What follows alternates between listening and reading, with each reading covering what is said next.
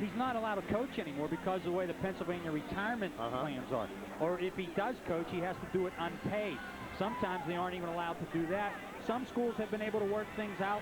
Jim Gary is a case in point. They are able to work things out. He is a retired from Fort Cherry School District, but is still able to coach, which I think is a nice thing, and I wish more school districts would be able to work that out. And all kidding aside, Guy, he is a legend in his own time. I mean, that man has done a tremendous job of bringing that program along in the last 32 years. And there's Jeremy Kemp on the sideline. We pointed out early in the first half that he has a shoulder problem. Mike first noticed, actually, wasn't even able to lift his arm up above his shoulder, and the way he's sitting on the bench, it looks like he's done for the day, unfortunately. A key part of that secondary for Fort Cherry. Well, he's their free safety. Rochester, we said, does not throw the ball very much, but without the free safety back there, maybe they'll try and pick on that area a little bit, Sam. I think they might be able to do that, Mike. They're going to try at least. Well, we talk about the history of Fort Cherry. Rochester's got some impressive history, too. 5 WPIAL titles and 2 state championships. And those have all come in recent history, too. The 2 state titles in '98 and last year. And they had a running back that's way up there on the all-time WPIAL list, too. Essex Law, 16th on the WPIAL rushing list all-time. Actually, he's second all-time in yards per carry, though. Right. 10.4 yards per carry in his high school career. Bell Vernon's Nick Kalsovic is the all-time leader, 10.7. Nick just graduated last year. I think Gene Matzook, I tell you what, he's one of those good guys in coaching, guy. This you prove, hey, good guys can finish first. He's done a great job since taking over for his brother Dan Matzook. What's interesting about Gene, though, he does not teach in the Rochester School District. Still teaches in the Freedom Area School District, which isn't far from Rochester. But that's a little, I guess you're seeing that more and more these days because head coaches are harder to find. But Gene Matzook has to come over every day from Freedom and coach. And a lot of coaches like to be in the school that they're coaching. Gene Matzook hasn't found that to be a problem. You saw the pigeons fly away there. We first got here this morning. They were all on the field eating the seed. The Steelers a little concerned about 4 high school games being played here today, so they were even out at halftime in between band performances working on the field. And there they are. There they go. Market Square pigeons. Well, the food's so expensive, they have to eat that. There you go. Fort Cherry will get the ball to start the second half, and we're underway. They're going to bounce the kick at the 35-yard line. It's taken by the up man for Fort Cherry. And that is Trevor Martinick. He does everything. Quarterback, defensive end, returns kicks. Pretty good field position to start the half, and we'll see if some of the things that Jim Gary told Bill Fontana they'd like to do offensively here in the second half, if they'll be able to do that. And I think this series is going to be very critical. They're going to have to establish. They don't necessarily have to score a touchdown, but they're going to have to do something with the football to get a couple first downs to get some momentum back on their side. And battle of field position important too. A couple of first downs at least could, make Rochester work with a long field. They spent much of that second quarter in Fort Cherry territory. Ben Farrell, as he did in the first half, gets the first call of the second half, gets 2 or 3 yards up near the 40-yard line. Well, it's funny, you heard Jim Gary's comments coming out. First he said they wanted to throw the ball more. Then after that he said they wanted to run the ball more. So we'll see which one. I think he wants to do both of them. Well, a couple of years ago, I think he wants to score more. When Art Walker was coaching Shadyside Academy and they played South Park, we interviewed him at halftime, Bill Fontana, and here the interview got played on the big jumbotron at Three Rivers. South Park was able to hear everything. So maybe Jim's just trying to confuse Matzook so he doesn't get to hear what's happening. Second play, it's Farrell again, right side, more room this time. Gets out to the 44, tries to reach it out over the 45-yard line. Going to be 3rd and long one. Yeah. Guy, an interesting thing also to think about today is how will this field hold up by the time we're in the 3rd and 4th game, especially there's rain being forecast for later today. So far, it's fine. There are a couple areas that have been chewed up a little bit, but what's going to happen if it rains later today? Yeah, between the hashes, it's pretty chewed up, and it's still better than turf. I'll take that any day of the week. They're not going to get it. No, not going to get it all. That make it. Defensive front of Rochester is just unbelievable. They tried to go right side, but there was no room there for Kemp. And on a tackle, who else? Javon Bradley. And Jim Sadler. You've said those two all day long. And I think what you're starting to see is the defensive down people on Rochester's defense is taking over momentum. and Rochester's offensive line has taken over the momentum. Well, Martinick has shown he can throw a nice ball. I think, Mike hit it on the head. They got to get the ball to Ivory, but I think they got to get the ball to Ivory through the air because there just isn't any room on the ground. And if they're going to win this football game, it may come down to if they're able to throw the football or not here in the second half. They're going to measure. Oh, boy, they got it. Wow. That's a very friendly placement because it didn't look like he got near the 46-yard line. That is unbelievable. No, it didn't. And here's the other thing, I really don't think they are not going to be able to run the football and sustain a long drive against Rochester. I would be very surprised if that happens. Somebody on Fort Cherry is going to have to make a big play, I think, for them to score. Keep in mind the Fort Cherry touchdown, if you joined us late, came on the second play of the game. They recovered a fumble on the opening kickoff, so they have not driven the ball the length of the field at all. They have the short field to work with their only score. Ivory wants to go left. He has no place to go, and he's going to be tackled for a loss. Bradley made the stop, but there was initial pressure in there which slowed him up and set things up for Javon Bradley to make the hit.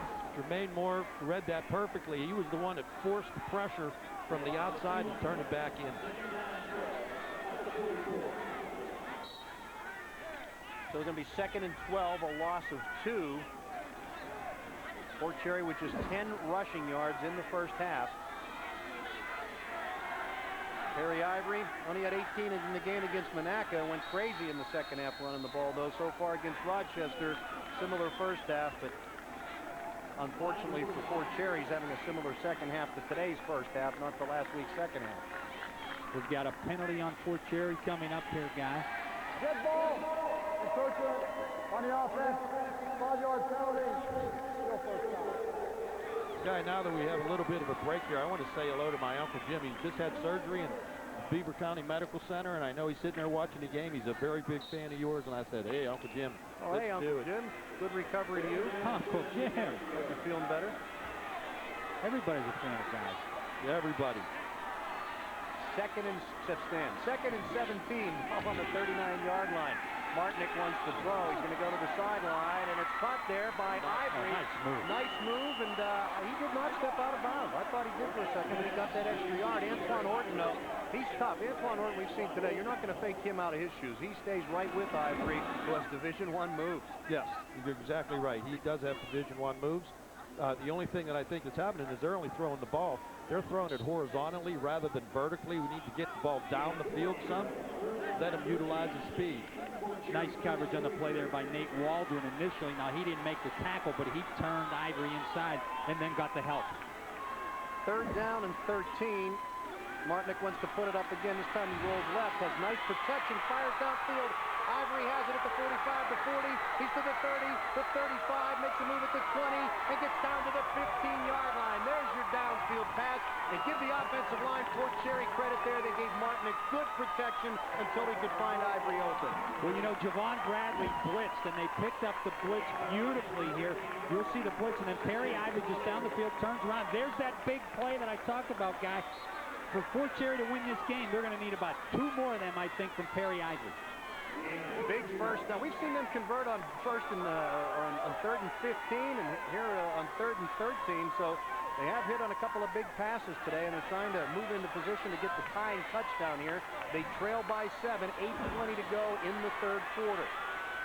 And Perry just goes down, does a little curl, and then his feet does the rest of the work. I formation. Farrell, 2nd man through, gets very little off the left side. In fact, he gets nothing. It'll be 2nd and 10. Jim Sadler. What a game Jim Sadler is having for Rochester on defense. What I think what's happening is they're trying to run from the offensive guards to the offensive tackle, and that's the strength of the 4-4. Next time Rochester lines up, if you'll look right over the middle, right over the center, there's about a 4-yard space. If they just run a quarterback sneak, they get 5 yards.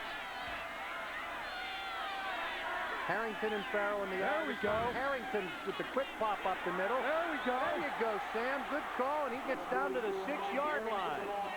And it was exactly the call that I thought that I had mentioned there. They have about 5 yards between the offensive lineman to the linebacker. Mike Harrington, and you don't hear his name very often. He's a bruising runner, as a fullback, 6 foot, 219-pound junior. But You know, Guy, he's carried the ball 58 times this year, showed some strength there, breaks off a tackle from Jim Sadler, and picks up some good yards. He's averaging 5 yards a carry, so he can do some damage. Huge play here. Maybe we'll see the quarterback sneak. 3rd and 1 at the Rochester 6-yard line. No, we're going to have a pitch to Ivory. He's going to waltz in untouched for the touchdown. Fort Cherry scored first in the first half, and they score first here in the second. That time, Mike Harrington threw the key block that sprung Perry into the end zone. Well, when we first started the second half, we said this drive was going to be important. And here comes the time of possession. Here comes, I don't know how many plays that was. It had to be about 9, 10. 8 plays. 8 plays. And a very consistent drive. Nice pass and mixing it up. Watch the block by Mike Harrington on Jermaine Moy. That really freed him up, got him into the end zone. Now the all-important extra point. And for some reason, championship games, teams have trouble kicking down here. Oh, they muffed the snap. Clinching wanted to kick it. Now he's looking to run it in, and he's going to be knocked down at the 6-7-yard line. The snap was high.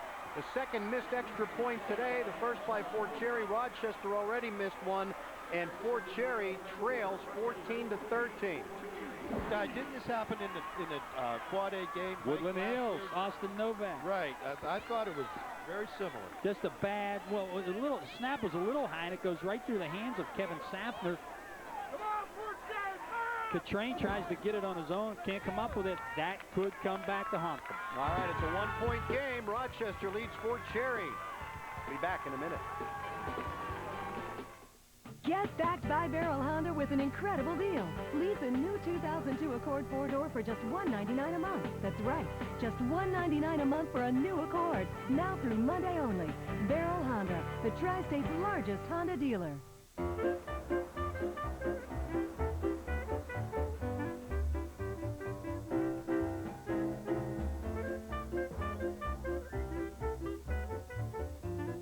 Shouldn't you get your own subscription to the Pittsburgh Tribune Review?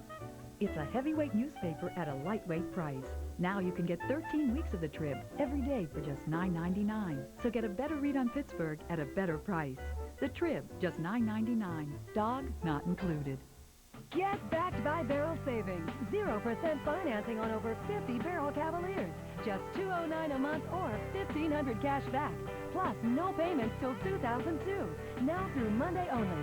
Get backed by Beryl Chevrolet. The Pigeons are feeding at Heinz Field, and so's Rochester right now. The Rams with a 1-point lead on Fort Cherry. Midway through the third quarter here, Fort Cherry to kick off. They mixed it up really well that time between the run and the pass. Moy at the 20, 25, 30, out to the 40. Moy gets to the 42-yard line before Tanner Lauterbaugh. Only 5'4" and 140 pounds, but Lauterbaugh, excellent special teams player. Second time today he's picked up a tackle on a kick. Jermaine Moy, I'm kind of surprised they kicked to him again, Guy. Yeah, I was expecting a squib myself. Yeah, I really wouldn't kick to him ever back there in a kickoff, but and you see he gets it up to the 42-yard line, pretty decent field position. He's listed at 6'3", 195. He looks bigger than that to me. He's in motion now, coming to the near side of your screen, but Bradley's going to get the ball, and Bradley fights his way, gets about 6-7 yards up to the 48-yard line before Perry Ivory finally brings him down. You don't want your secondary people making tackles on straight-ahead running plays, though. That scoring drive for Fort Cherry, capped by a Perry Ivory 6-yard touchdown run, took 5 minutes and 8 seconds off the clock, 64 yards in 8 plays. But the bad snap on the extra point keeps Fort Cherry down by 1. Watch the offensive line neutralizing the defensive line of Fort Cherry. Waldron left side. Looks like he has enough for the first down. So about the 48-yard line of Fort Cherry. Tackle made by Ben Farrell. And it is indeed a first down for Rochester. You know, we talked about that extra point. Will that haunt them later on? Neither of these teams have very good kicking games, Guy, and not very many extra points this year really have been kicked by Fort Cherry. Neither team has kicked a field goal this year. And I think that goes back to the field goals in the last 15 years has come to buy because of the soccer programs all shooting up all over the WPIAL. And I don't think that either one of these two schools have a soccer program. Bradley gets to the 40, now maybe to the 39-yard line. Big first down yardage. Tom Weaverling making the tackle. You know, they've kind of, Javon Bradley's run that play a number of times today, Sam. We're running to the right and just a little cutback to the left, and it's worked very well each time. Well, what happens is the lead blocker is determining. He's going off of the butt of the lead blocker, and you never know where that linebacker is going to be met in the hole. He's a horse, too. He just doesn't want to go down. They moved him to fullback. He's played fullback and tailback, filled in wherever they needed him. When Moy was hurt earlier this year, he switched positions. I don't know if that's enough for a first down or not. It's going to depend on the placement. I quit trying after that last time that he had that discovery. I didn't think that he was even close. Yes, it is. That's another first down, and right now you got to be impressed with the way the Rochester offensive line is opening up running room. 4 plays has picked up enough for 2 first downs. Well, what you have to be concerned about now is this is 4-down territory. Rochester's not going to punt the ball if they get another opportunity to go for short yardage. Waldron right side down to the 29-yard line, and you talk about how these programs just keep doing well year in and year out. You can see why. You got a guy like Waldron who's coming back, and he's been a big part of this team here, even with all the senior talent they have. He gets a lot of work here. He's only a sophomore. Big hole there. You know, it's a Rochester guy.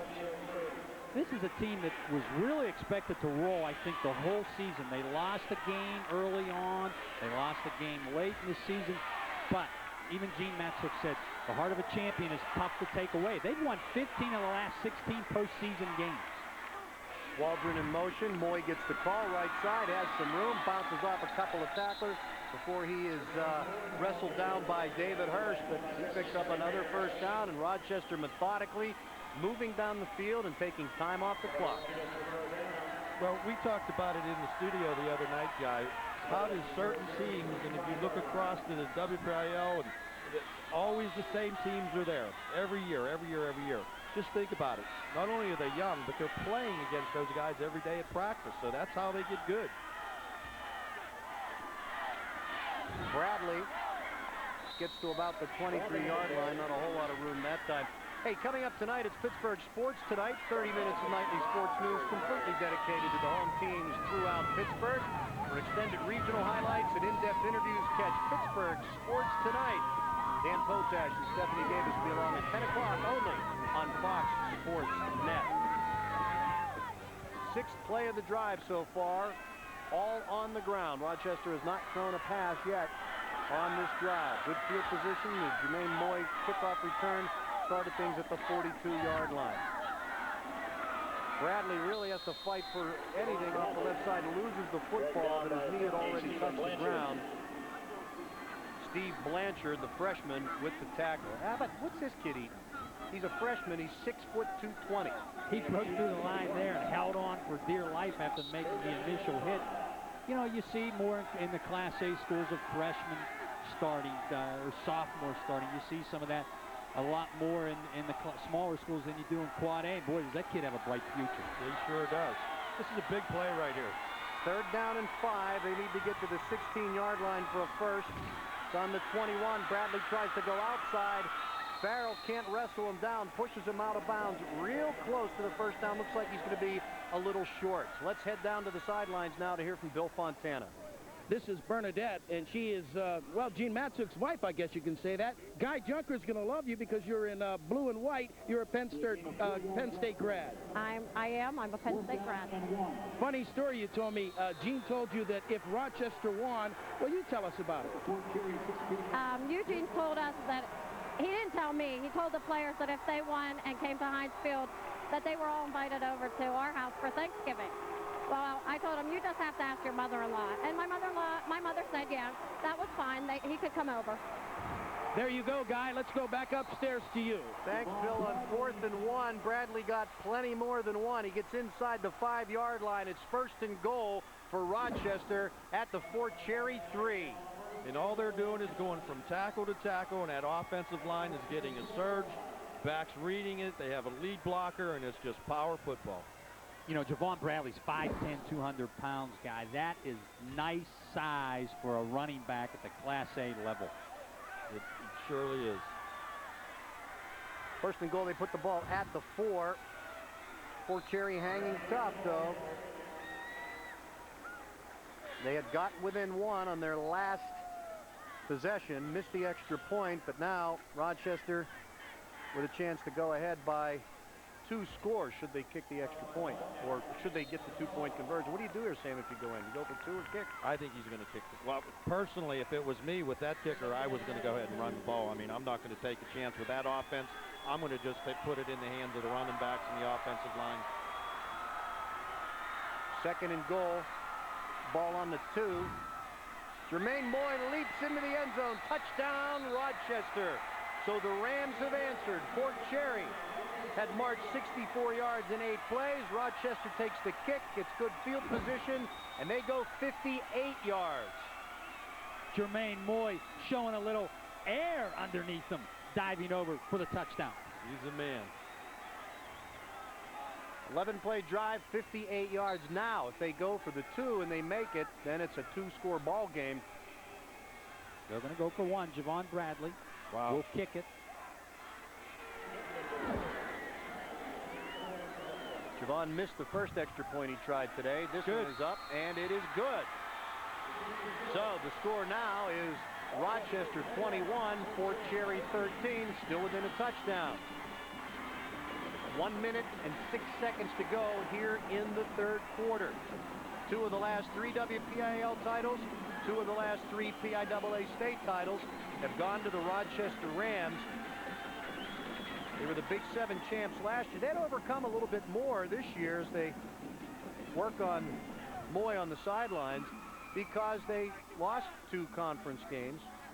They were the 10th seed coming into the playoffs, and here they are in the championship game anyway. Well, that's what I said, Guy. You know, Rochester was the Post-Gazette's #1 ranked team in WPIAL and the state at the beginning of the season. They had a lot of people back from last year. They lost that game early on, though, to Farrell. They lost the game at the last conference game of the season to Monacan. I think a lot of people really forgot about this team because of those 2 losses. And they've proved, hey, you shouldn't have. Their experiences come through, and there's something about teams that are defending champs that when they get to the playoffs, they tend to take it up another level. I think that's what Rochester has done. And I'm telling you right, these pigeons are all over the field right now, guys. But I'll tell you, they better be out of here by the time the Quad A game comes, because Steve Breast and Andrew Johnson are so fast, they might run one of them down and step on it.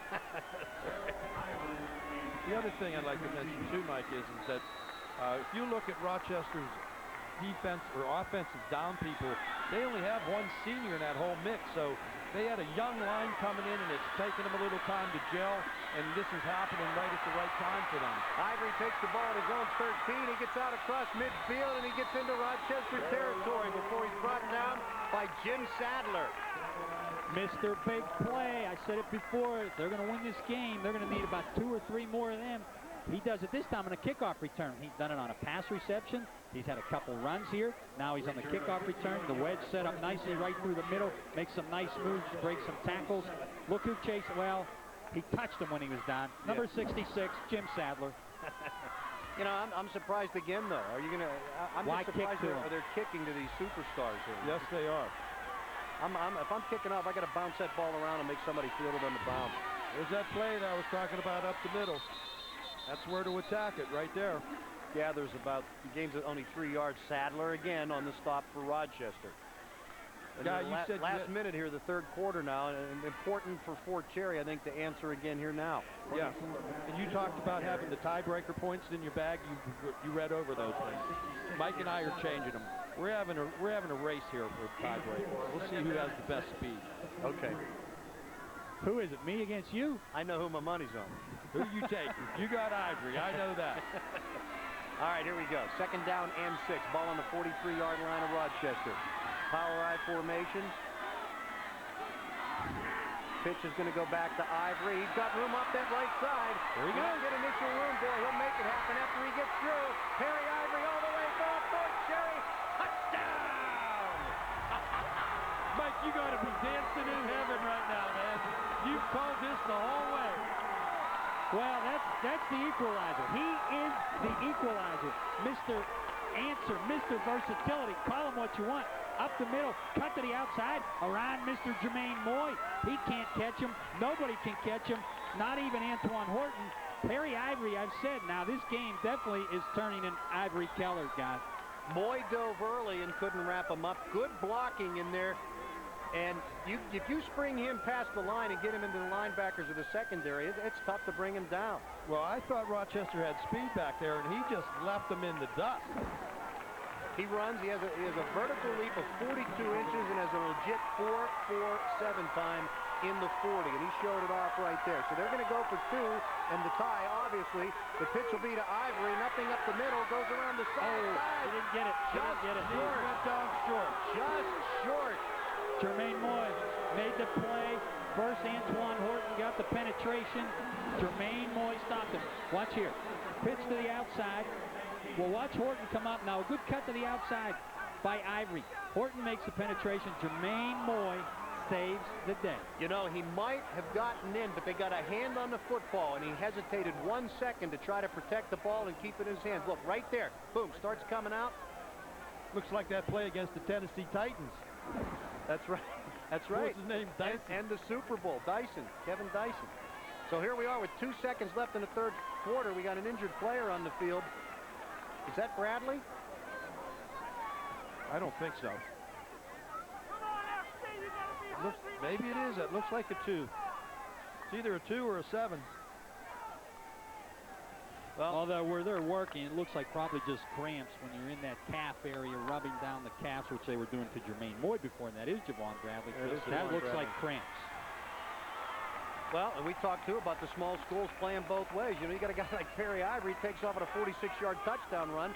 Then he's out on kickoff coverage. Then he's out playing in the secondary. There's not a whole lot of time to rest. This is a good football game. Right? Oh, very good. We thought this was going to be, you know, like a 10-7 game. You prepared me for that for the whole morning. You kept saying they don't throw, they don't do this, they don't do that, and I'm going, wow. Well, you were the one that said this game will be over in 23 minutes. They're just going to run up and down. As soon as Mike came in, I said, Mike, this is going to be the shortest ball game in the history of WPIAL championship because it'll be over in 23 minutes.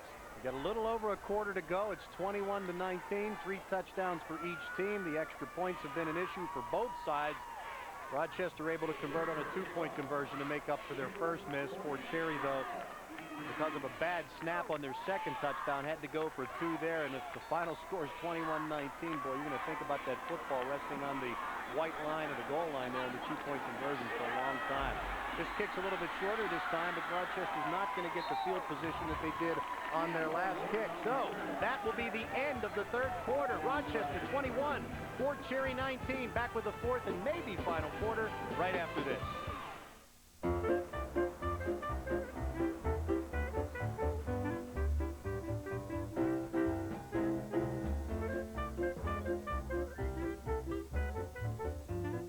Shouldn't you get your own subscription to the Pittsburgh Tribune Review? It's a heavyweight newspaper at a lightweight price. Now you can get 13 weeks of the Trib every day for just $9.99. So get a better read on Pittsburgh at a better price. The Trib, just $9.99. Dog not included.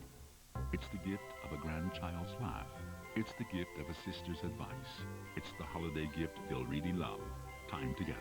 Thanks to Verizon Wireless. Now get 3,500 total monthly minutes for just $35 monthly access on select digital plans, so you can call anyone, anywhere in the U.S. and talk all you want with nationwide long distance included. And get a free Motorola phone with activation after mail-in rebate. So give your loved ones the gift they really want. You. Verizon Wireless. Join in.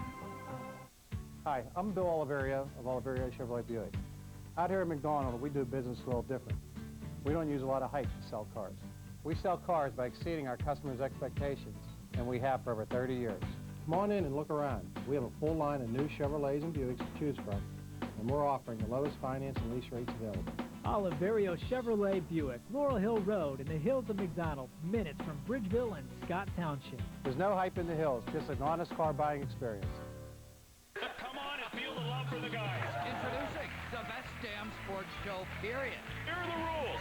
There are no rules. The three-ring circus of ex-jocks and comedians where anything goes. Hey, Mike, better load up on the Michael Jordan cologne because the Wizards stink. It's 90 minutes of comedy, commentary. Michael Jordan is still the best player in the NBA. And all the scores and highlights you can possibly stand. It's not sex, but it's close. Weeknights at 7:30 and 11:30 on Fox Sports Net. It's a perfect day for football in late November in Pittsburgh, and the WPIAL Championships on Fox Sports Net are presented by Verizon Wireless. Join in.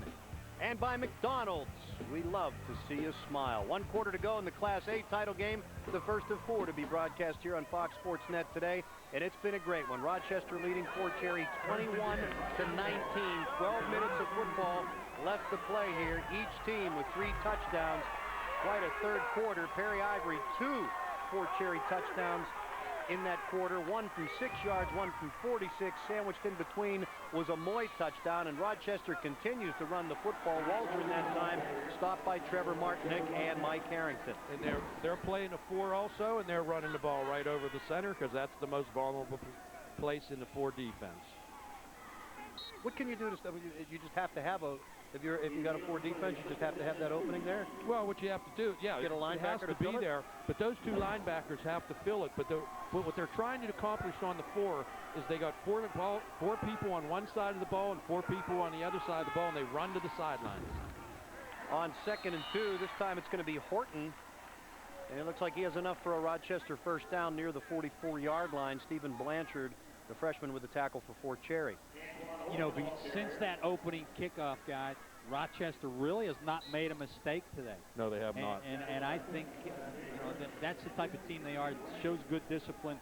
I think if Fort Cherry is going to win this game, 2 things going to have to happen. Perry Ivory, big play, or a mistake from Rochester. Well, I hope somebody else scores again because I don't want the game decided by a missed 2-point conversion. Left side, Waldron pulls his way across midfield and into Fort Cherry territory to the 49-yard line. Picks up 5 or 6. Mike Loft with the stop for Fort Cherry. You know, we mentioned Javon Bradley with his good size, but all the running backs for Rochester have good size. You're talking about Nate Waldron, he's 5'11", 185. Jermaine Moy, he's 6'3". You know, those are big, big backs for Class A football, and they're showing what their size and strength can do. Saw some of the Washington fans filtering in. Washington Beaver Falls coming up at 1:30 for the AA title. Waldron that time has nothing. Tons of cherry-colored jerseys from Fort Cherry, led by Stephen Blanchard, who's had a terrific game at tackle here. Let's take a look at our statistics through 3 quarters of play. First downs, fairly even. Rushing yards, a big advantage for Rochester, but passing yards, it's been all Fort Cherry. Total yards in the game, fairly even. Turnovers, time of possession, penalties. This game's going to be decided in the 4th quarter. It really is going to be decided in the 4th quarter. And I think the thing that Mike mentioned is that for somebody to really step out, there's going to be a turnover, and we talked about that earlier.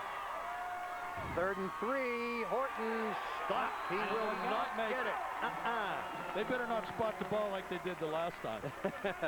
Matt Schiff with the stop for Fort Cherry. A big play for Matt. It's going to be a 4th down decision now for Rochester. Ground level view of it right there. He ran into a wall. Rochester's converted a number of 3rd down plays today, even some on 4th, but Fort Cherry comes up with a big stop on that one. But Rochester has enough confidence in that running game to say, hey, try and do it again. They're going to go for it. They got a long yard to go, about 4 feet here. There's the 4th down conversions, both 0 for 2 on the game. Horton stopped initially. Good second effort, and he got it. Second effort. Antoine Horton.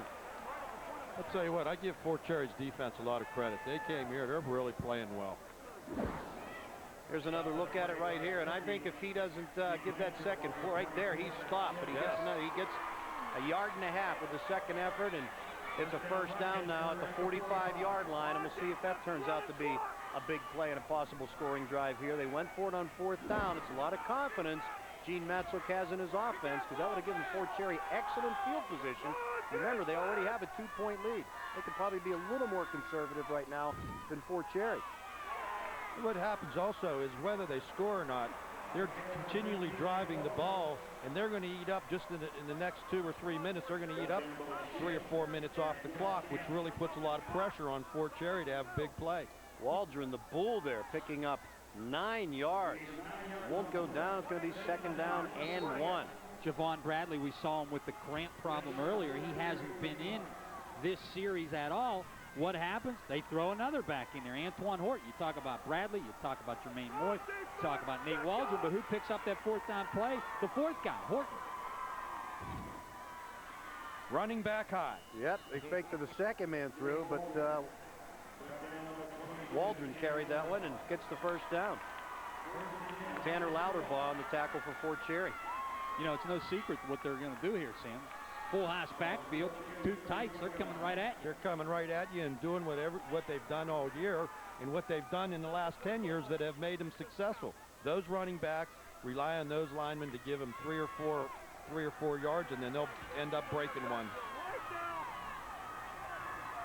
Moy, Waldron. It's going to be Waldron, left side. Picks up 3 or 4 more yards. And Rochester now just dominating at the line of scrimmage. David Hirsch with the tackle for Fort Cherry. Later on today, high school football continues with the WPIAL Class AA championship game. Coverage of that one starts at 1:30 right here on Fox Sports Net. Rob King and Kevin Gorman will have that game for you.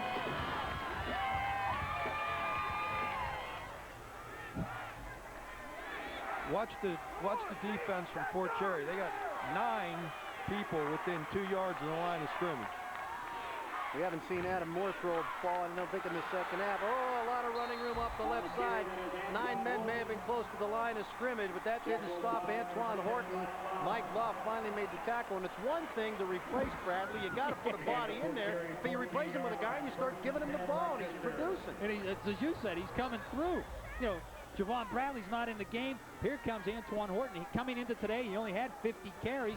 But he was averaging 5.7 yards a carry, guys. So really, maybe we shouldn't be surprised at what he's done. Terrific block by Waldron, too, at the line of scrimmage, leading the way for him. 1st down and 10 at the 14-yard line. Fort Cherry really needs to bucket up here now on defense. Waldron carries down to about the 11. Picks up about 3 yards before David Hirsch stops him for Fort Cherry. Guy, who do you think Horton practices against 5 days a week? That defense from Rochester. So he's going against the best defense in WPIAL, giving up 97 points all year, and they're in the championship game, and he runs the scout team against them. So when he gets in this game, this is heaven to him.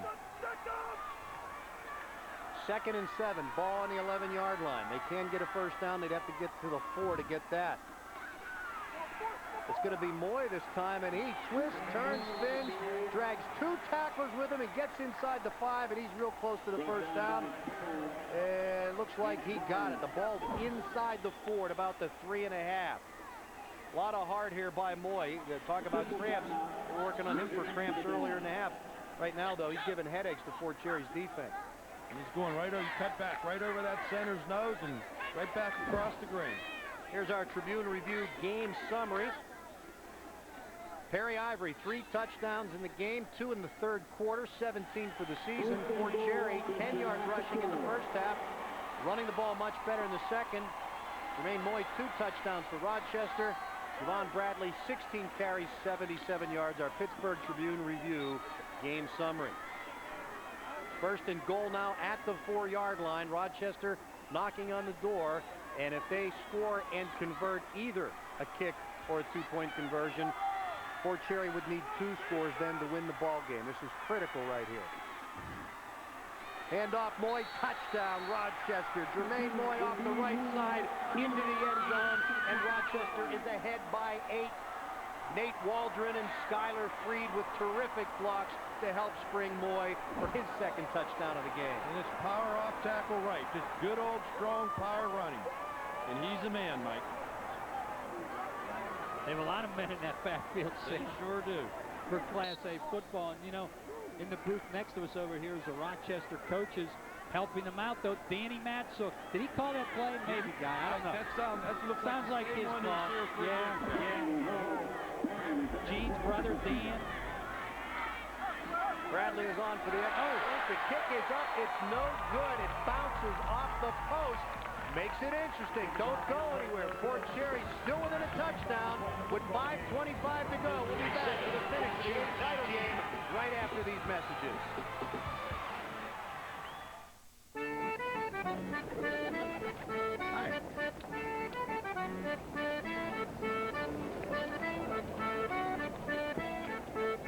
Got some spare change?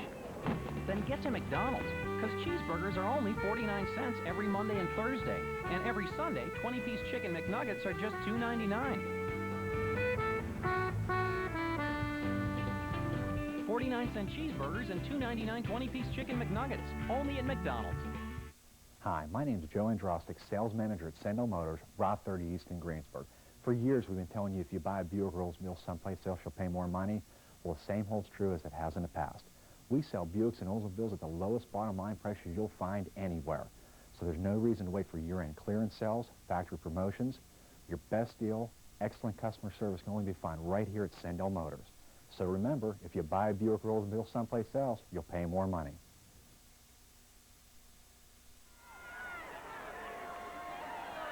All right, welcome back. We got 5:25 to play here in the fourth quarter. Rochester leads Fort Cherry by 8. Fort Cherry has been able to run the football much better here in the second half than they were in the first. They don't have a whole lot of time now, though. They need a touchdown and a two-point conversion to tie, and this very well could be their last possession. Well, that missed extra point. You got to tell us what the segue is that's going to cause Fort Cherry to win this game. You've been right so far. Watch number 2. Watch number 2. But that missed extra point guy, you know, they used to use the NFL-sized goalposts, which were more narrow, up until about 3 years ago.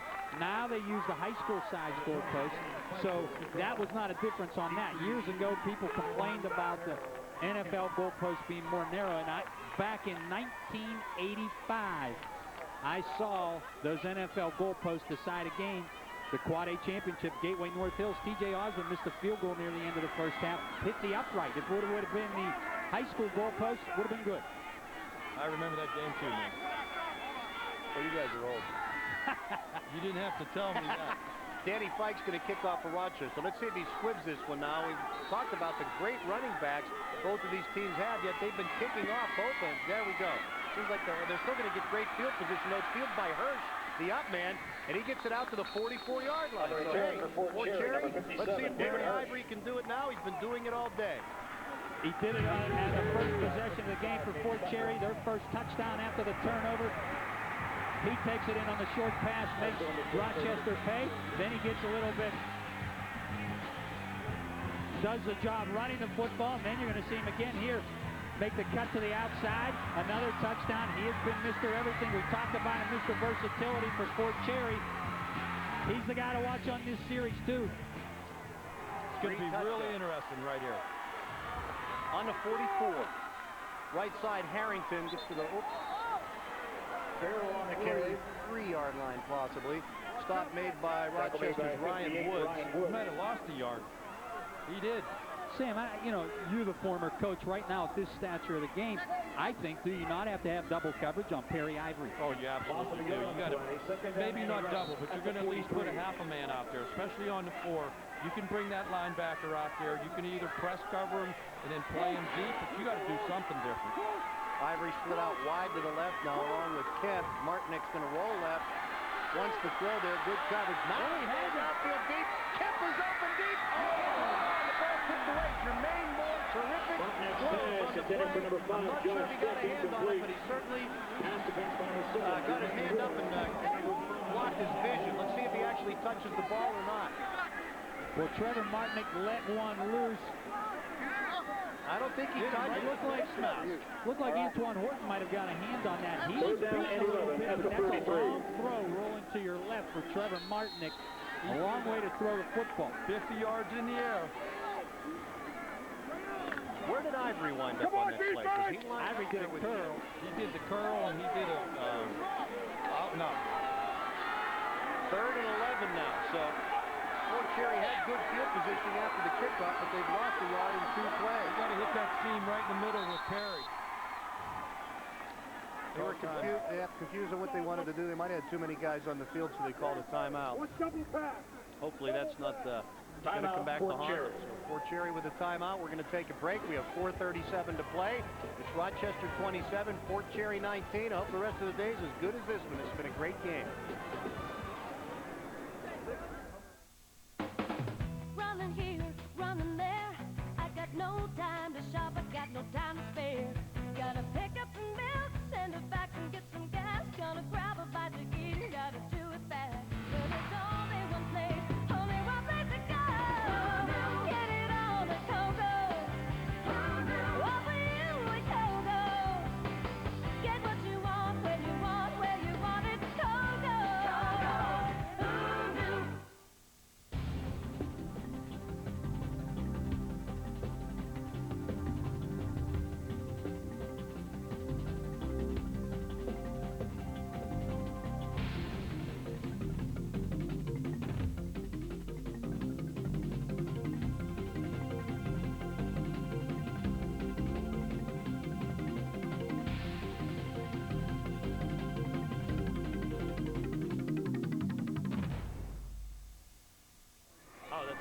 The all-time leading rusher in the WPIAL from Fort Cherry, Mike Brunello, over 8 yards a carry. Mike, this day, championship day, what do you remember about it?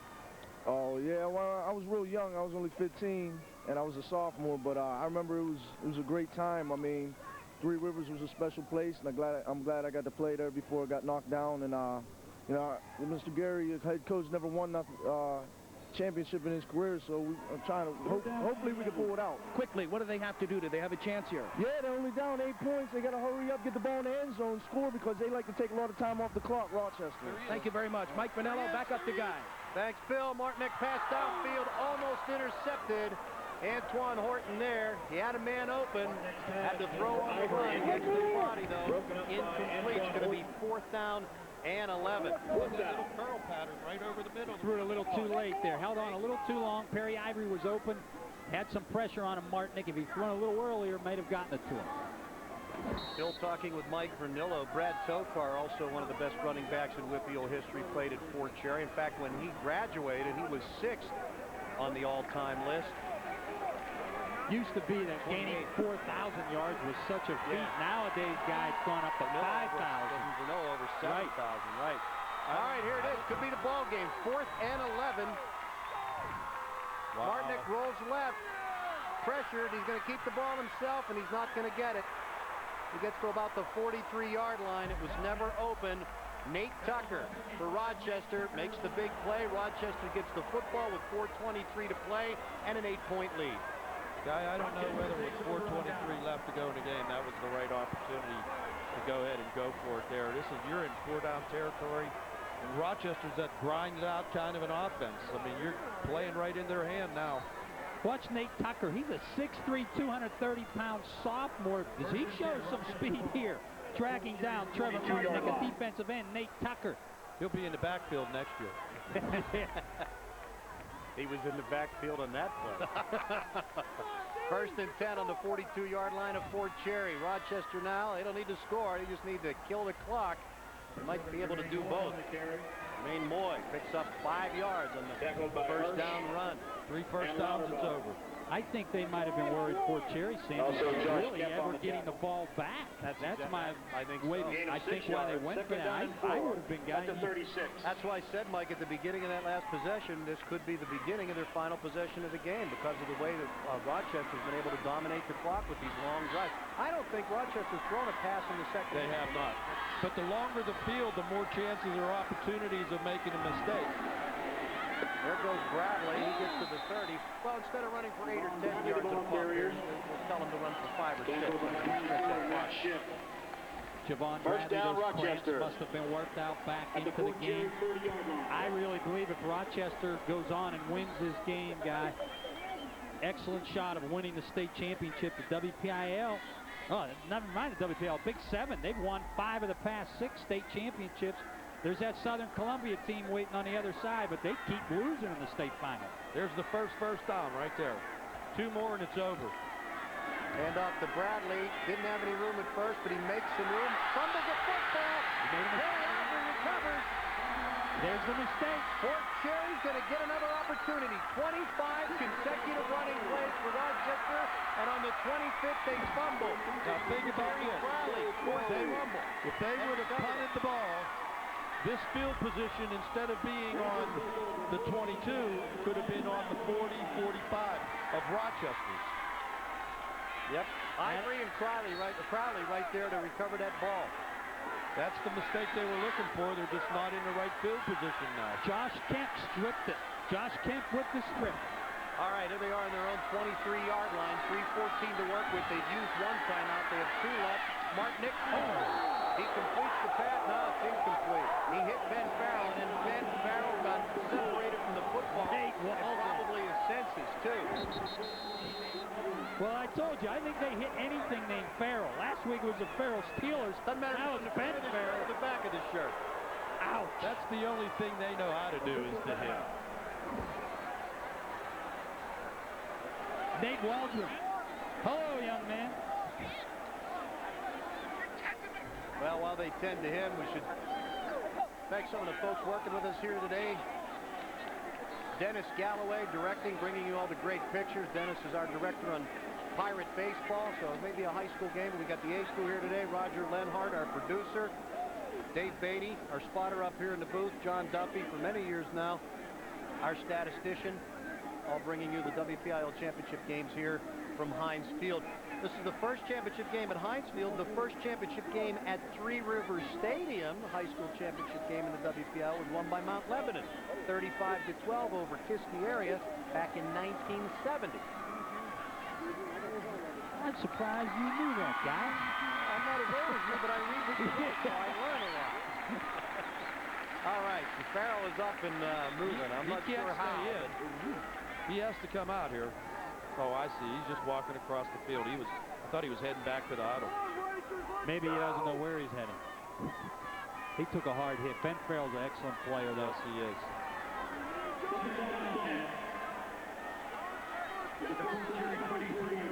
Well, they got 2 people lined up over top of Perry Ivory right now. And the free safety's playing back. I'm sure he knows what. They're dogging him. Look at him. They're double covering him. They got to throw the ball. Oh, a little bit of a hand in there, but good coverage. Both Horton and Moy were back there deep. Threw that ball a long way, though. Threw it 44 yards. Another injury for Fort Cherry. They're losing some of their big guns here in the last few minutes. Josh Kemp's brother Jeremy hurt early in the game. Now Josh slow in getting up. That's a good ball, but that's great coverage back there. Well, I think he was looking to Perry Ivory out in the flat, but he had 2 men on him. They're he looked him off and went deep, just tried to throw one up, maybe get a break. With them dropping back and double covering a couple of receivers here, do you have time with 3:01 to go to run a draw or to run a couple of plays? I've seen double coverage, but I've never seen double press coverage. I mean, they're right up in his face, following him all over, front and back. Kemp comes to the sideline. 3rd and 10. Now they just got to worry about moving the sticks. Yeah, they got to get a first down. Great ball game here. Rochester leading by 8. Under 3 minutes to go. Martinick wants to throw. Has some time. Throws it into the dirt, though. Ivory not really open. Nice coverage by Mitchell Getman. And Van Norman providing some pressure. You know, it looked like there was a little bumping going on there. Whatever happens here in this last few minutes, guy, I think you have to give Fort Cherry a ton of credit this year. Everybody talks about this Big 7 conference, and rightly so, where Rochester comes from. I don't think anybody expected Fort Cherry to be in this championship game. They play in the Ohio Valley Conference, which is considered a weak conference in single A, and I think they've surprised everybody. Even if they lose here today, it's been one heck of a run for Jim Gary and his crew. And they're a very young team. They could possibly be back here next year. Martinick wants to throw. He's hounded. Ball batted up. That's bad. But not going to be enough for a first down. Mike Harrington, boy, he was Johnny on the spot. And all he does is get back to about the original line of scrimmage, and Rochester's going to take over. And it would appear that defensive stand by the Rams has iced the football game for them. Some good pressure on the quarterback there by who else? Sadler. And Nate Tucker again, the sophomore coming through. That ball hit about, it looked like it hit 2 people before Harrington came up with it. You know, they're 2:44.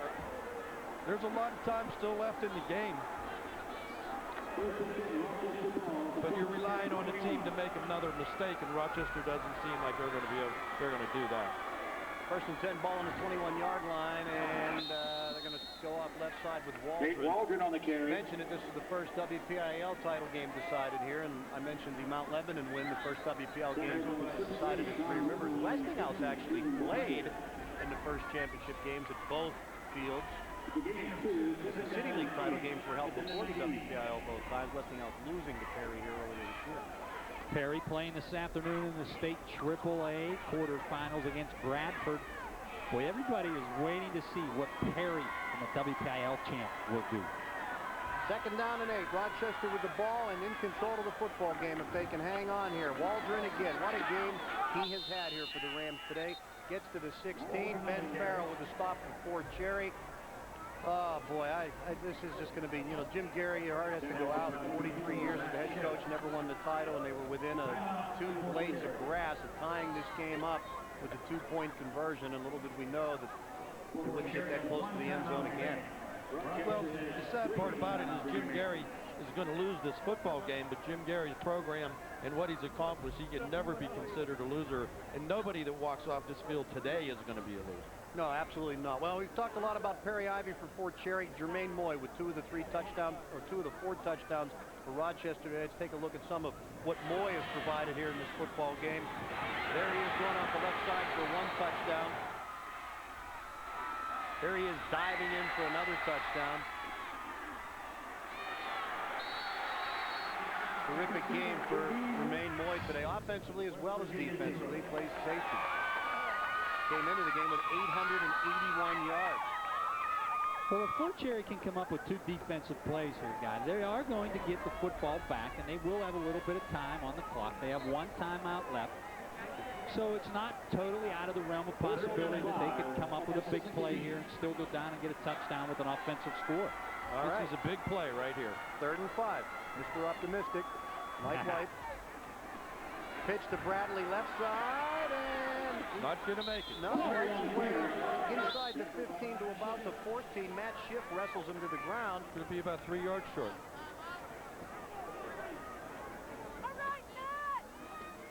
I guess you don't even think about a field goal.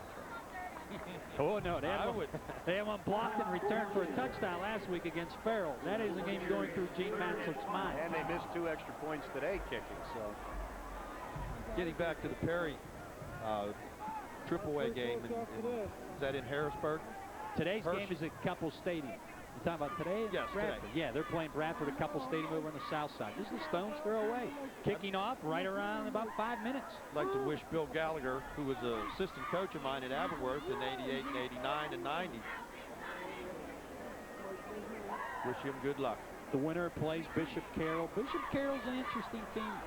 Guy, a lot of times a Class A team out of the WPIAL has rolled in the first round of the state playoffs, but Bishop Carroll's pretty good. They beat a good Sharpsville team last night in the quarterfinals of the playoffs, and there have been teams from the other districts that have been known to come up and bite the WPIAL team.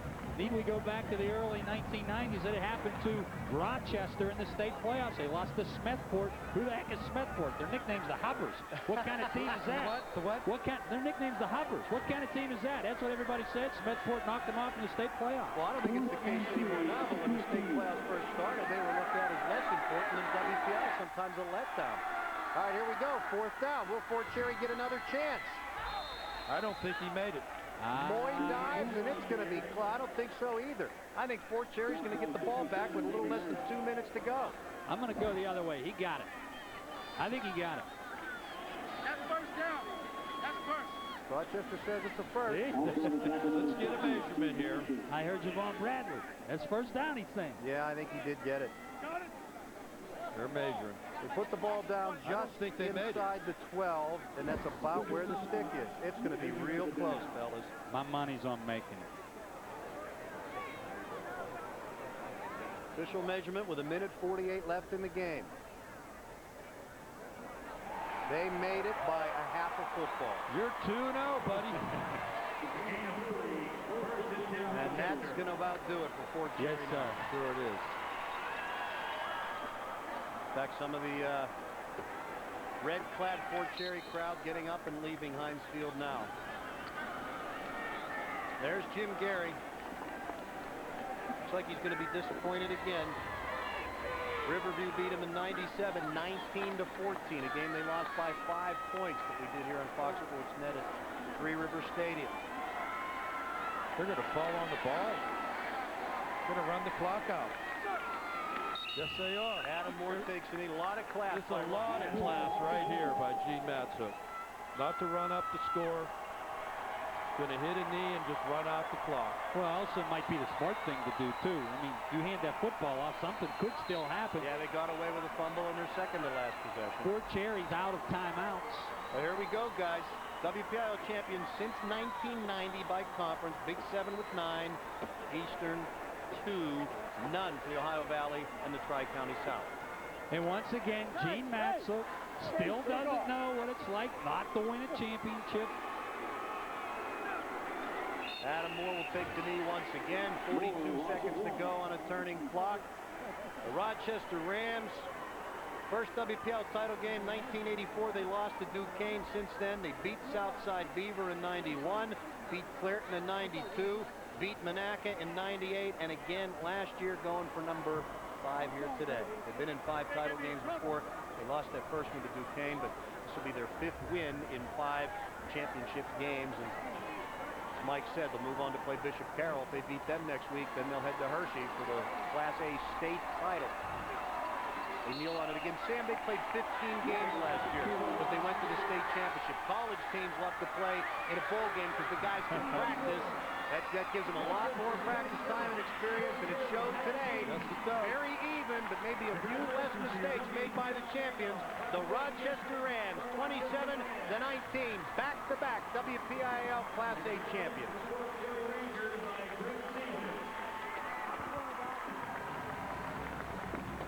There's Gene Matsuk shaking hands.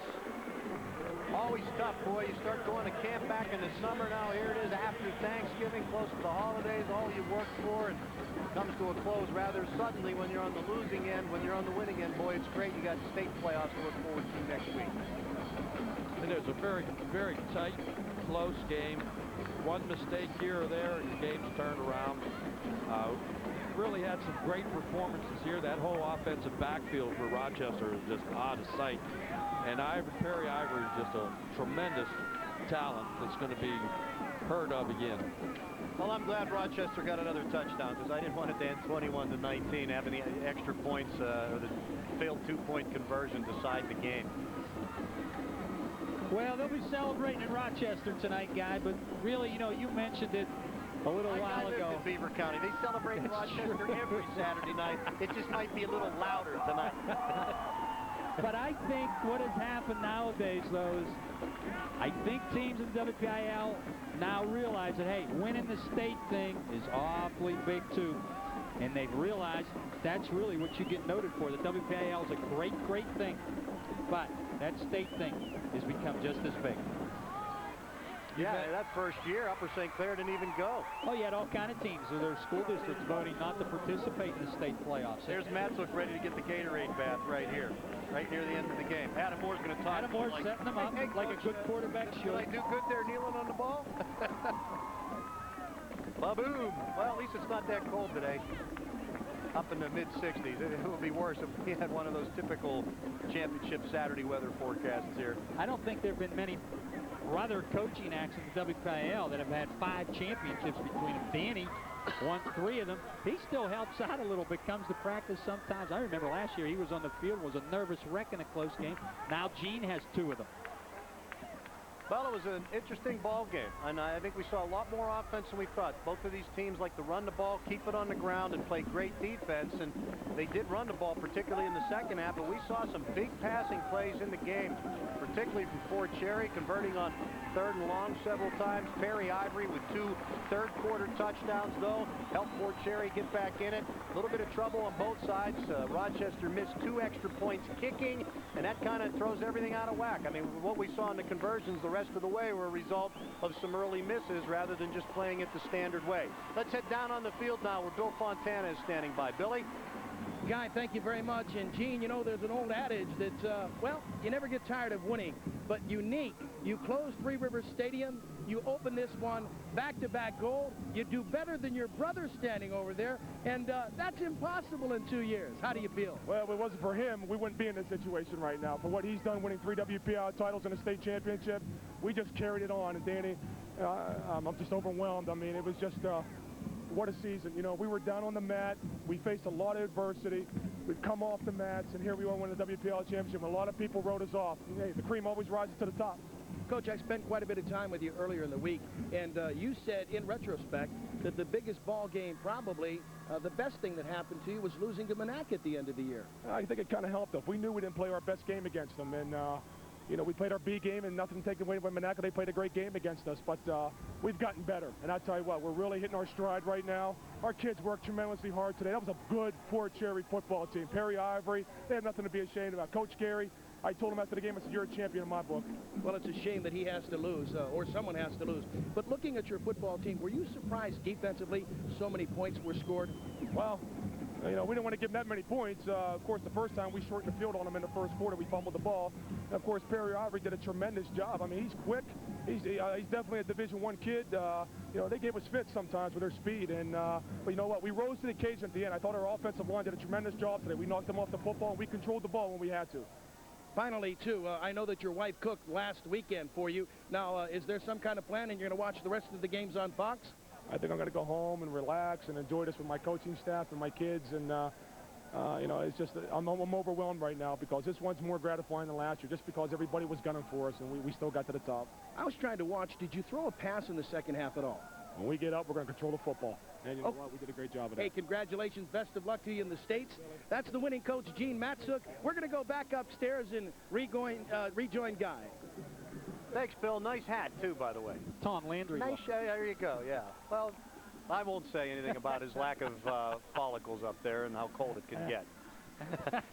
Well, we've gotten one chapter written here, 3 more to go, AA, AAA, and then tonight the Quad A. Rochester Rams leaving the field. They are the Class A champs for the second straight year. 27-19, they defeat Fort Cherry. Back to Heinz Field right after this. It's the gift of a grandchild's laugh. It's the gift of a sister's advice. It's the holiday gift they'll really love. Time together. Thanks to Verizon Wireless. Now get 3,500 total monthly minutes for just $35 monthly access on select digital plans, so you can call anyone, anywhere in the U.S. and talk all you want with nationwide long distance included. And get a free Motorola phone with activation after mail-in rebate. So give your loved ones the gift they really want. You. Verizon Wireless. Join in.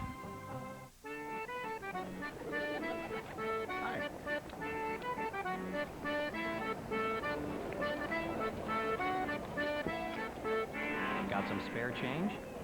Then get to McDonald's, because cheeseburgers are only 49 cents every Monday and Thursday. And every Sunday, 20-piece chicken McNuggets are just $2.99. 49-cent cheeseburgers and $2.99 20-piece chicken McNuggets, only at McDonald's.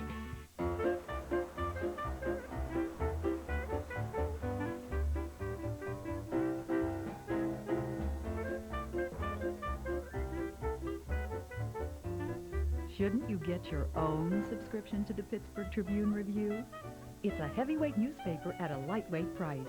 Now you can get 13 weeks of the Trib every day for just $9.99. So get a better read on Pittsburgh at a better price. The Trib, just $9.99. Dog not included.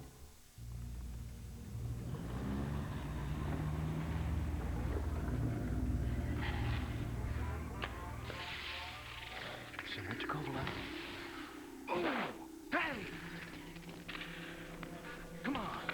Great move. Shoot it, Lemieux. He scores! Yeah!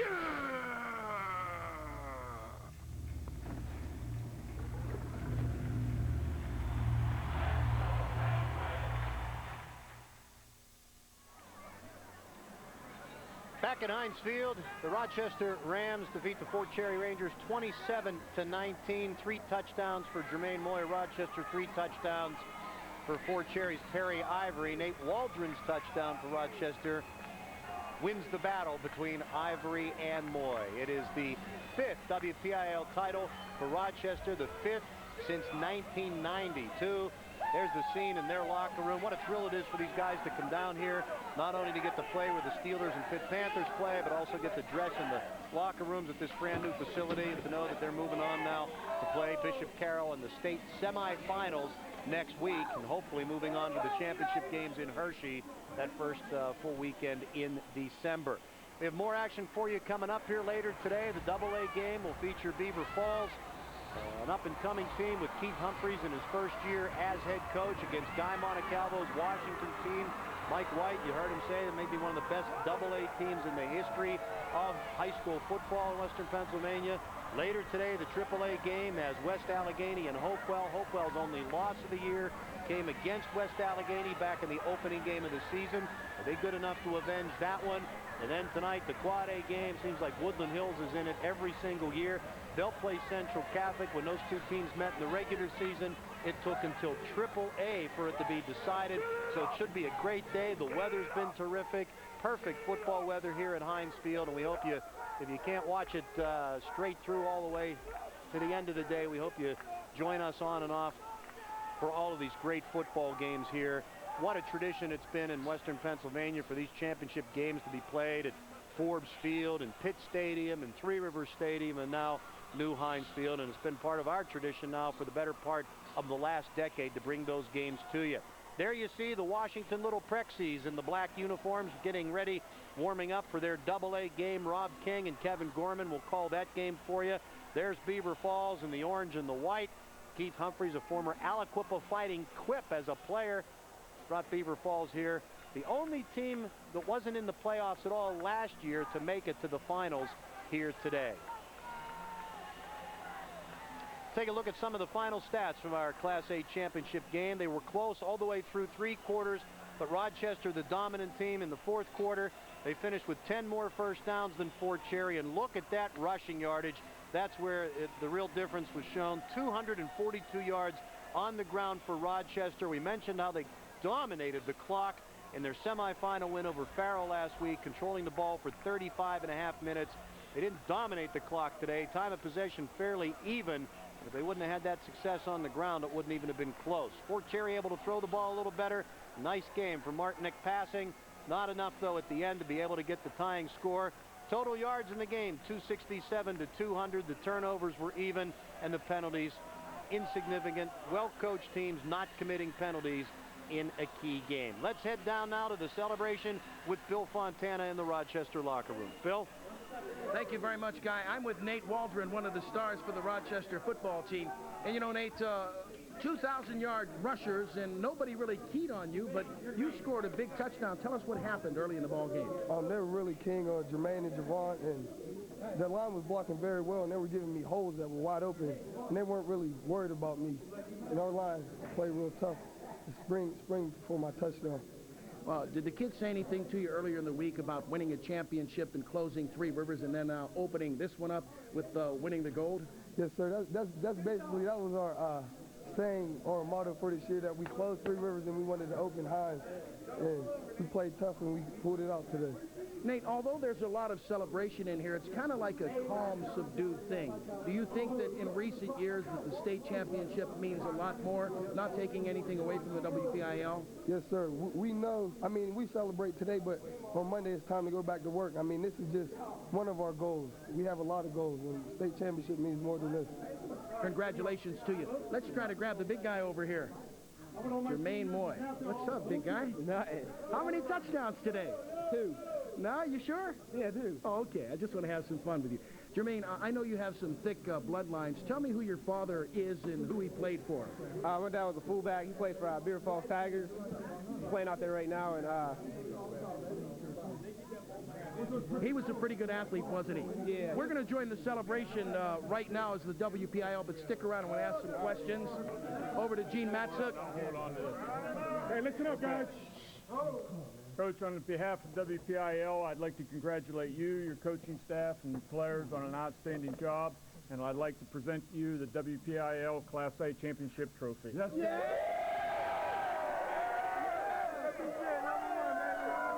Gene Matzuk and the Rochester Rams. Cricket Communications would like to say a few words.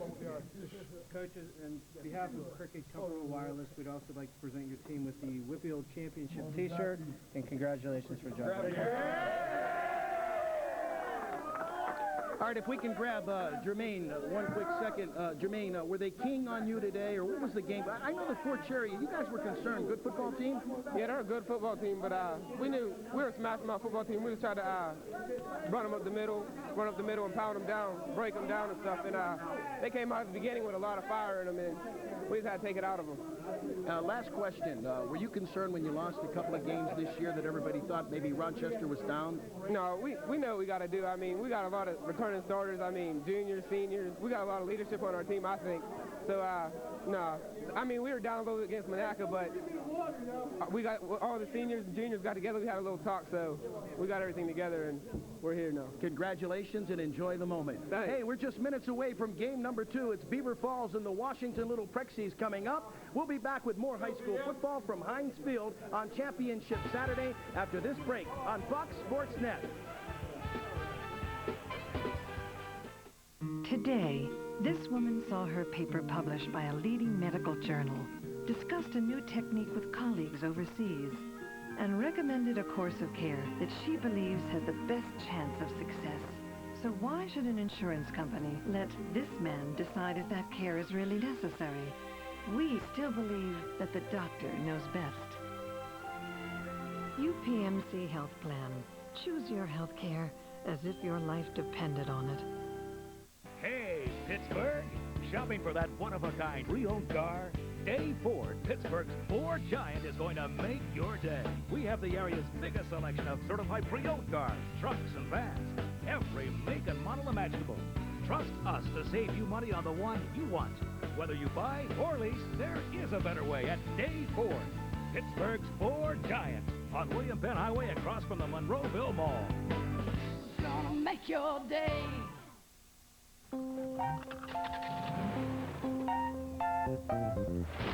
Touch-up paint. Oops. Bendix brakes. TRW tie rods. Rabbit's foot. Advance Auto Parts carries more parts than any other store, including one you won't find anywhere else. First driving lesson? Advance Auto Parts. The best part is our people. Discover the sparkle of fine jewelry and the brilliance of savings at National Jewelry Outlet. We carry a beautiful selection of well-made jewelry, and our service and quality is guaranteed. At National Jewelry Outlet, our prices are the lowest around. Half off all gold chains and bracelets. 75% off all sterling silver, and 50% off diamond rings and earrings, with diamond selection from 10 points to 20 carats. For diamonds, fine jewelry, and jewelry repair, visit National Jewelry Outlet, Olympia Shopping Center, Walnut and Route 48 in McNewsport.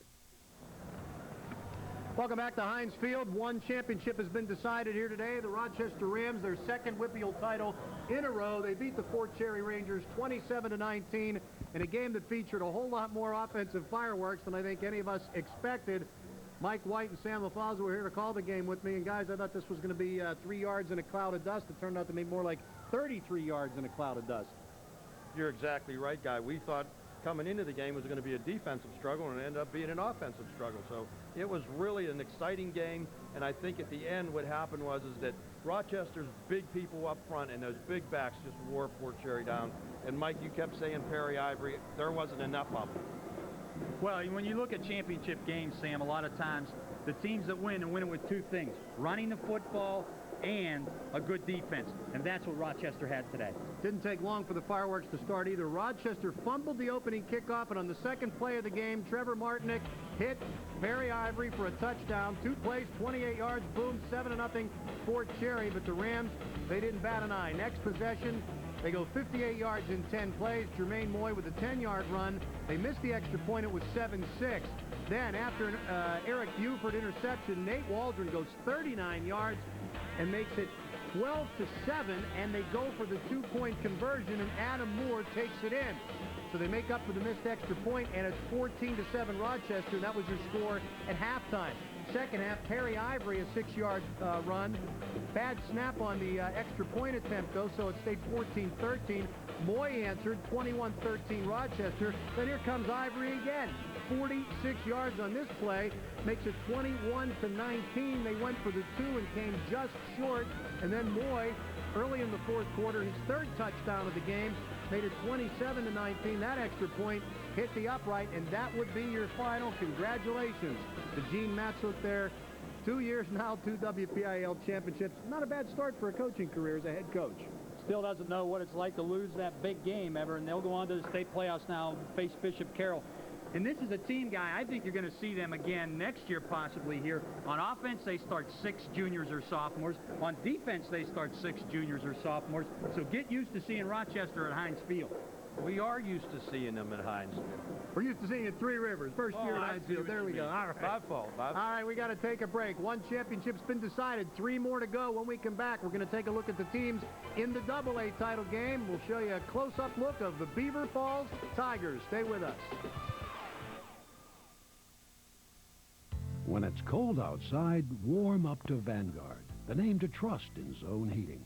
Vanguard heating products can add warmth and ambience to any home. And with energy costs rising, a Vanguard gas fireplace system is a very economical choice, resulting in energy savings that could lower your utility bill substantially. For unmatched beauty and economy, call the Vanguard dealer nearest you. Coming from the cold, warm up to Vanguard. Donkey! Donkey! Where's a good donkey? Donkey! Donkey! You can always tell when people have spent too much money on car insurance. They don't have enough left over for decent transportation. 1-800-SAFE-AUTO. Minimum coverage for minimum budgets. Call now. What are you, stubborn? I am Sonic Man. And I'm out to prove what a smooth, clean shave you'll get with the Panasonic Sonic Shaving Max. Dry, or wet, or wet, or wet. The world's fastest shaver. 13,000 RPM. And this is the one, baby. Smooth. Yeah. And easy to rinse.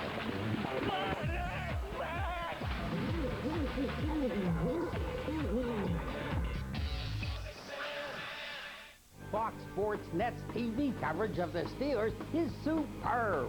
Sports beat the Bill Cowher press conference, Pittsburgh Sports Tonight, and the Bill Cowher Show. Yoy! Fox Sports Net is all over the Steelers.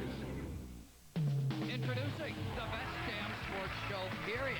It's 90 minutes of comedy, commentary, and all the scores and highlights you can possibly stand. It's not sex, but it's close. Weeknights at 7:30 and 11:30 on Fox Sports Net. There's Beaver Falls. They're on the field getting ready for the AA championship game, warming up to take on the Washington Little Prexies. Welcome back to Heinz Field, everybody. Guy Junker along with Mike White and Sam LaFazzo. Mike, I know how highly you regard the Washington Little Prexies, but what a job Keith Humphreys has done with Beaver Falls, a team that wasn't even in the playoffs a year ago, all the way to the title game this year. You know, they had big hopes at the start of the season with so many players back, but there was a question mark because they hadn't done it before. And the new coach with Keith Humphreys, he's come in and done a great job. This team can score points, Guy, in bundles. But the question today is, how can their defense hold up? It's been suspect at times, and they're facing one of the best AA offenses in Washington in a long time in the WPIAL. Sam, you coach the Monaca Indians to a championship in 1975. Today, 3 of the 4 games has Beaver County teams in there. Some of those towns in Beaver County, with the decline of the steel industry and everything, they don't have the population they did in years past, but they continue to put out good football teams. Already, Rochester's won a championship. Beaver Falls is playing for one. Hopewell's. How do they keep doing it? What's special? Well, what happens is that it's just a tradition. I mean, it's in the water and it's in the blood and it's in the food they eat. But to being serious about it, the expectations. I mean, all of the ghosts that run around the Beaver Valley area, you're exposed to it on a daily, weekly, monthly, and yearly basis, and they get up every morning thinking that that's what their goals are and that's what they're going to strive to be. And it's not hard to motivate those kids down there. They motivate themselves. You just have to give them some direction. Some impressive ghosts indeed. How about Tony Dorsett? How about Joe Willie Namath? How about Beaver Sam Falls? LaFazzo. That's Sam LaFazzo. He's Beaver not a Falls ghost. playing next.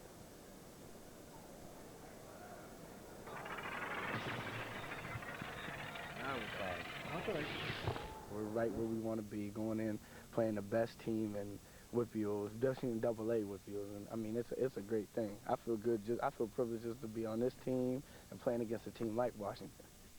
Beaver Falls returned every starter this season, including Dane Williams, who's considered to be one of the top running backs in the WPIAL. Williams rushed for over 2,000 yards this season and surpassed the 4,000-yard barrier for his career.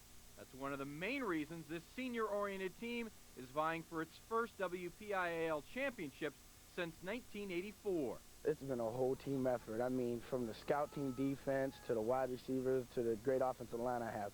Everybody worked hard to push me to make me a better player, just like everybody else was pushed to be a better player. So now everything we've done this year has been as a unit. Everything they did this year, you know, it was it's all their goals. You know, they wanted to win the conference championship, which we did, and now they wanted to get to Hines and win the WPIAL championship. That's one of their goals, and win the state. So you know, we're taking one game at a time, and our next goal is to win the WPIAL, and Washington, the Kirksies are in our way. Now that the Tigers made it, the next step is stopping the highest-scoring team in the WPIAL, Washington. Beaver Falls isn't intimidated. In fact, it likes the role of the underdog and knows what it has to do to upset the Little Prexies. We're looking forward to it. We have respect for them, and we know that they're a great football team, but we're not going to lay down. We're going to give it our best shot, and hopefully we can knock them off. But, you know, if we don't, it's been a great season, but we're going to look forward to knocking them off, and it'd be a great accomplishment for our football team, being the #1 team in the state. And we're not getting, not too many people think we can win this football game, and I think that kind of motivates us as a team and a coaching staff. No one expects us to win, but, hey, you know what, about them, they got to keep up with our offense. So they got to score as much as we do. And that's how we've been beating people. We're going to score, and you got to score more than we do to beat us.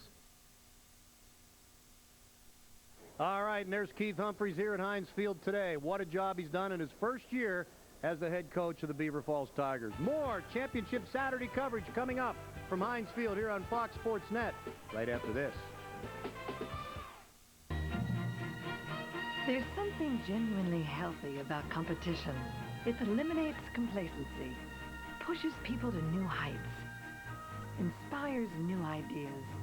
Our idea is to put healthcare decisions in the hands of the people who know best, the doctors. It's a better way of providing healthcare. UPMC Health Plan. Choose your healthcare as if your life depended on it.